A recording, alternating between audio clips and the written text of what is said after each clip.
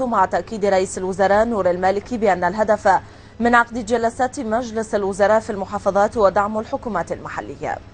أيضا مشاهدينا في ذات الصحيفة ومن الصباح وقفتنا الأولى في الصباح طبعا، وفيها نطالع أيضا إحالة توقيع النواب المزورة إلى المحاكم. سياسيا أطراف أربيل والنجف تتحدث عن طرق جديدة ستسلكها. نطالع في الصباح وصفحتها الأولى.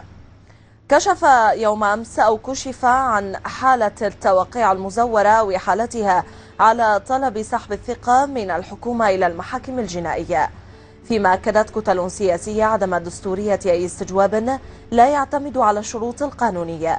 يأتي ذلك في وقت أعلنت فيه أطراف أربيل والنجف استمرارها بالمطالبة بسحب الثقة من الحكومة من دون أن توضح ماهية الطرق التي ستسلكها بعد إخفاقها بتوفير الأصوات المطلوبة لذلك.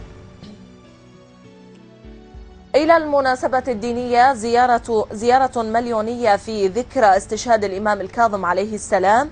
الحكومة تدعو إلى عدم استغلال الزيارات لأهداف سياسية.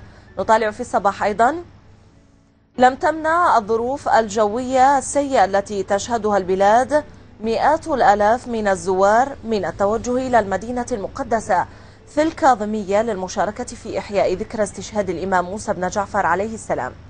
وفي مشهد يتكرر في 25 من رجب في كل عام، يتوجه المسلمون من جميع المحافظات ومن خارج العراق إلى مدينة الكاظمية، حيث يحيون ذكرى استشهاد الإمام الكاظم عليه السلام. وانتشرت مختلف صنوف القوات الأمنية والآليات العسكرية على الطرق المؤدية إلى المدينة المقدسة في بغداد، وانتشرت معها السرادق والمواكب لتقديم الخدمات للزائرين وطبعا المتوجهين إلى ضريح الإمام الكاظم. هذا أبرز ما حملته صحيفة الصباح. أنتقل وإياكم إلى مطالعة المدى. اجتماعات الحكومة خارج بغداد بلا نتائج على الأرض. البصرة لم تزل بلا ماء، وكركوك ظلت تنتظر 4 سنوات. اختار مجلس الوزراء طبعا كما طالعنا في صحيفة الصباح مدينة الناصرية ليعقد اجتماعه فيها يوم أمس الثلاثاء برئاسة رئيسه نور المالكي، وهو الرابع ضمن سلسلة اجتماعاته التي يعقدها في المحافظات بعد البصرة وكركوك والموصل. إذ برز عقد الاجتماعات في هذه المدن بأن وجود الحكومة المركزية هناك سيكون كفيلا بتحسين أوضاع المحافظات والنظر في المشاكل التي يواجهها المواطنون هناك عن كثب.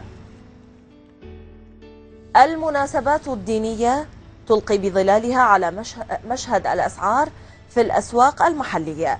تشهد الأسواق المحلية في بغداد ارتفاعا لافتا للنظر في أسعار المواد الغذائية، وتأتي هذه الظاهرة التي اعتادها المواطنون في كل المناسبات الدينية تزامنا مع ذكرى وفاة الإمام الكاظم عليه السلام وقرب حلول شهر رمضان. وشكى بغداديون هذا الارتفاع مطالبين الجهات المعنية بمراقبة الأسعار. في الوقت نفسه تعتزم اللجنة الاقتصادية النيابية تشكيل لجان مشتركة مع وزارة التجارة للسيطرة على أسعار المواد الغذائية. أيضا مشاهدينا أنتقل وإياكم إلى صحيفة الدستور، وفيها نطالع في هذه الصحيفة أيضا: الحكومة تقرر إنشاء مطار مدني ووضع صورة الزقوم العملة. المالكي من الناصرية مرة أخرى: نريد من الجميع أن يتحدث بالحقيقة بعيدا عن التزوير والكذب. بعد أن نشرت محافظة ذي قار قوات سوات وأطلقت إنذار جيم بسبب زيارة المالكي للمحافظة، وفي وقت منعت حماية رئيس الوزراء وكالات الأنباء والصحف والقنوات الفضائية غير الحكومية من دخول اجتماع مجلس الوزراء الذي انعقد أمس في قاعدة الإمام علي عليه السلام. أعلن المتحدث الرسمي باسم الحكومة علي الدباغ أبرز الملفات التي تمت مناقشتها في جلسة الحكومة التي عقدت في ذي قار. وقال الدباغ في مؤتمر صحفي أنه تم مناقشة مطالب الحكومة المحلية بإنشاء مطار مدني في قاعدة الإمام علي، وتقرر تشكيل لجنة مشتركة بين وزارة النقل ومجلس المحافظة لتنفيذ هذا الطلب. وكشف الدباغ موافقة الحكومة على إنشاء مصفى في ذي قار لما تمتلكه هذه المحافظة من مخزون كبير يصل إلى 600 ألف برميل يوميا في المستقبل القريب. وأضاف أن وزير النفط عبد الكريم العابي وعد بطرح المصفى للاستثمار بطاقة إنتاجية لا تقل عن 300 ألف برميل يوميا. وتابع كما وافقت الحكومة على تحويل مجرى نهر الفرات في المحافظة بعيدا عن الأراضي عالية الملوحة بعد تشكيل لجنة مشتركة بين وزارة الموارد المائية ومجلس المحافظة، لافتا إلى أنه تمت الموافقة على وضع صورة تمثل الزقورة على العملة العراقية لما تمثله من تاريخ مهم للعراقيين عموما وأهالي المحافظة بشكل خاص. الأخبار الاقتصادية لنا وقفة معها مع صحيفة الدستور.